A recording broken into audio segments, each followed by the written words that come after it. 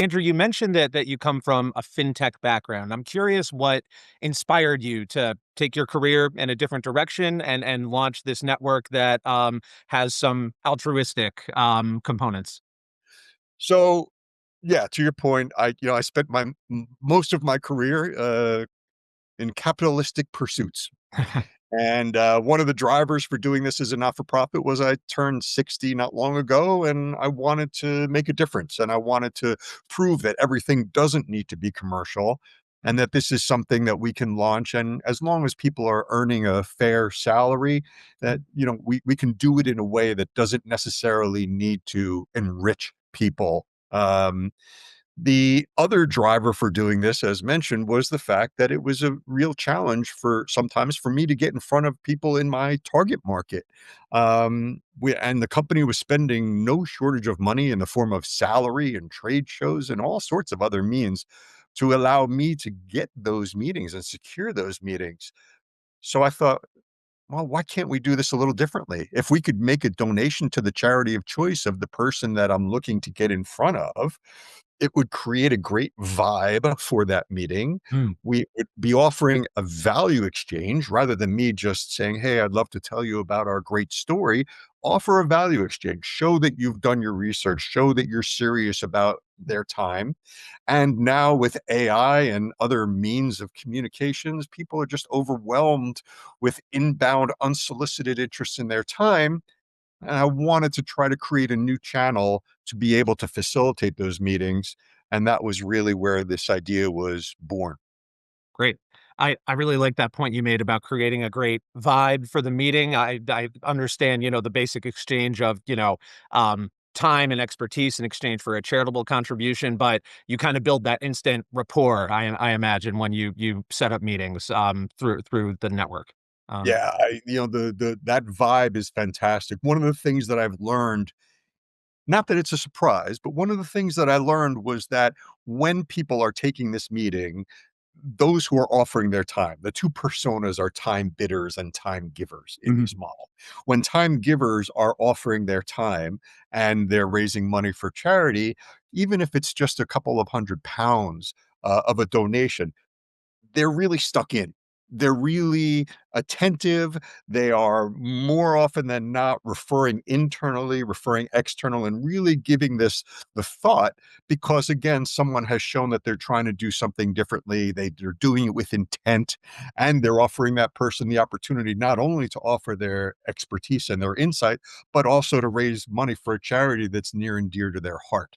So that combination has created a dynamic that has made the ROI on that charitable donation even more compelling because of the forthcomingness of those who are offering their time.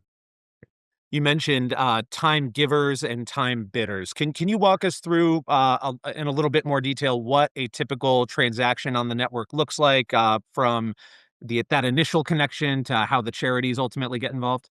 Absolutely.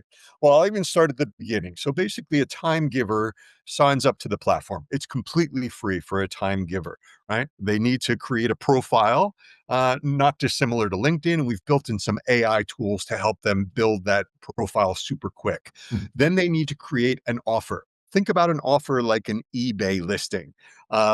While we can do auctions, most of our transactions are in the buy it now model. So a time giver would register, create a profile, create an offer. That offer would indicate which charity he's chosen, right? We have an API connection to Just Giving. So here in the UK, there's 27,000 charities that they can choose from. We're launching in the US in Q1. That'll add 1.4 million charities that the time givers will be able to choose from. They also choose the duration of the meeting. It could be a half hour, could be an hour, could be longer. They choose whether it's in person or via Zoom.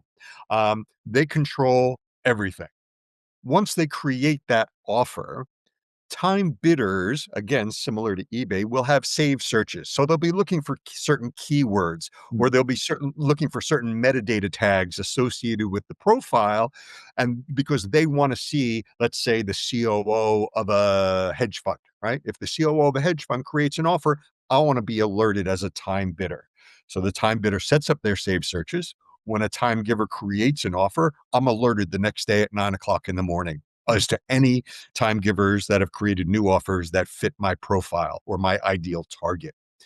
I then, as a time bidder, log into the platform, look and see who that person is, take a look at their LinkedIn profile, take a look at what their price point is and what charity they're choosing. And if I believe that there's a compelling ROI on trying to meet that person, we then take the next step. Now, as opposed to the Warren Buffett model, where anybody who won that auction would be able to meet with Warren, we're dealing within the financial services space, right? There's a lot of compliance issues. There's a lot of personal preferences as well, as far as who people want to meet or are willing to meet or are able to meet.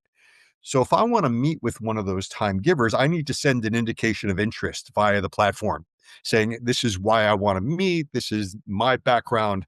And the time giver then gets an alert, sees that I'm interested in taking a meeting, sees my note, and then can say, hey, you know what? I have a compliance issue, or I don't want to waste your time. Thanks, but no thanks. But if they say yes in this double opt in model, then and only then can I make a donation via Just Giving again to their charity of choice. Once that donation is made, I, as a time bidder, then get that time giver's contact details, and the time giver gets my contact details and confirmation that the donation has been made. And then I can set an agenda or ask some questions in advance or set the logistics of that meeting and the time and the place. And then the time giver and the time bidder take it on their way. We're just a broker looking to bring together individuals, not involved at all in the money transfer, the donation transfer, and then once they have set up that meeting and take that meeting, it's up to them as to where, if anywhere, that goes. Fantastic. Sounds straightforward and, certainly some parallels maybe to your past life in fintech, connecting people through easy to use platforms, straightforward process. So that's great.